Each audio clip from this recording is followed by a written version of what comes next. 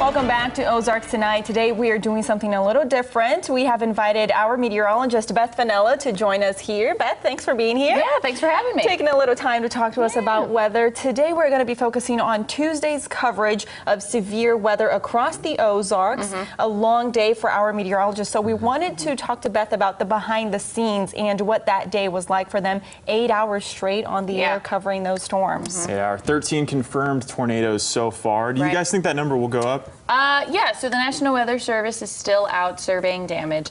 So I do think that number will go up. We have topped our top 4 outbreaks in the Ozarks. Our last was 12 tornadoes set back in 2006. So now that we're at 13, we are now at the 4th highest tornado outbreak here in the Ozarks. Wow. Now, before the storm, Jamie was talking to us. We have a daily meeting where the meteorologist, whoever it is, comes in and kind of briefs us of the upcoming weather. And you guys knew a couple days in advance that the conditions were right for this to potentially happen. So you guys kind of had a game plan in place. Yeah, so we knew about 2 or 3 days in advance that it's going to be an active day. And as the days progressed, we knew, okay, this is going to be all modes of severe weather possible, all modes of severe weather likely.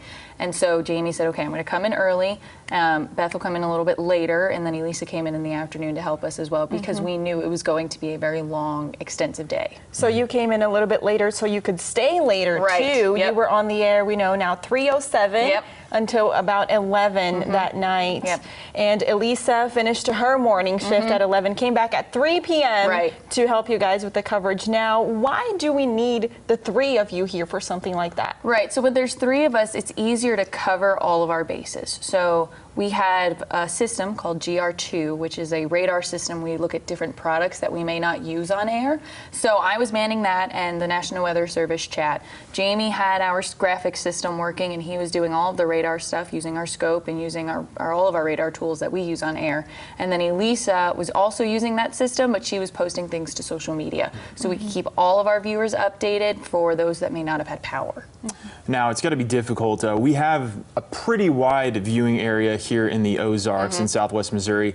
And one thing unique about these storms is there were tornado warnings popping up on different sides of the viewing area at once. Does that pose like just another layer of difficulty when you guys are looking at these storms? Yeah, so we obviously will cover all of them as they pop up, and sometimes we'll cover one a little bit more than we will another at a different side of the viewing area. So it's kind of hard to balance both, especially if one is like, okay, there's a confirmed tornado, it's observed on the ground, we're looking at it, whereas one that's just radar indicated. Of course, we'll still cover both, but we'll cover the one that's observed on the ground a little bit more extensively.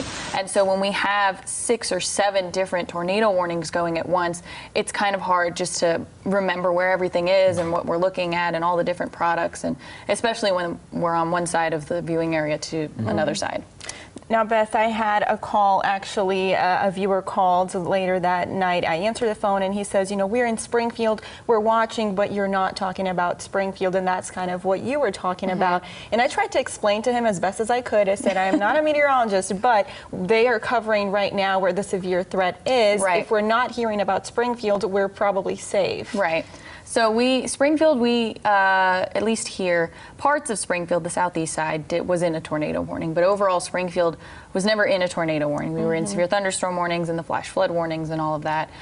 So I can understand the frustration in Springfield specifically, but we do cover such a large range of viewers that we want to treat all of them the same. So if there was something in Springfield, we would cover it, but if there's something going on in Newton and Berry County or in Douglas and Wright County, we're still going to cover that just as extensively as we would here in Springfield. And you want to focus on that tornado watch because that's the most severe threat at the time. And that's another thing we just want viewers to know is as these storms pop up, even if it's not a severe risk exactly in your area, just because we do have a large area, we do have to cover the threat wherever it is in our viewing area. And I mean, the main goal is to save lives with this stuff. Absolutely. And I think that we did a great job talking about all of the warnings that we could for all of our area. And again, we had some that were observed, so we spent a little bit more time. But when a new tornado warning popped up, we were on it. It's like, okay, here's the new tornado warning. Here's what we're looking at. Here's why we're looking at the tornado warning.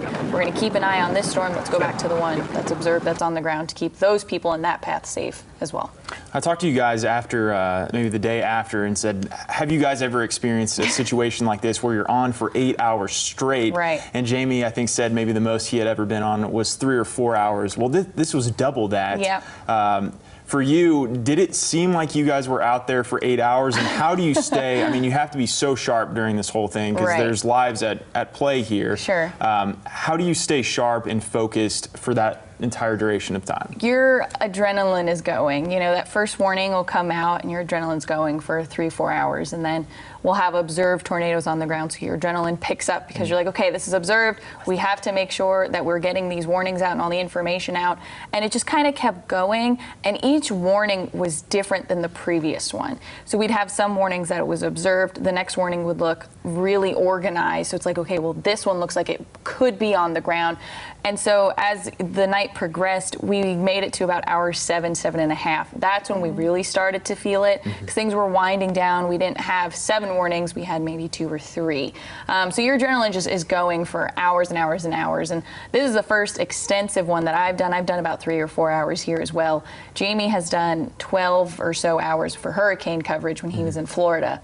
But that's a hurricane, you know, you can talk about a lot of things. When it comes to tornado warnings, it's hard to continue to talk, but once your adrenaline is going and you got your team and you're in a flow, you just forget all track of time. Well, it was nice to see. It was interesting to see you guys in your element doing what I would assume the reason why a lot of you guys became meteorologists in the first place. Absolutely. Our job is to save lives, save property as much as we can, and that's exactly what we did on Tuesday. Well, y'all did a beautiful job. We are very thankful for your hard work. It was a long day, we know that. You guys did good too. You helped us behind the scenes, which we always appreciate. Yeah, well, thank you, Beth, for taking the time to explain and for doing all of that for us. Yeah, of course. We'll be right back with more.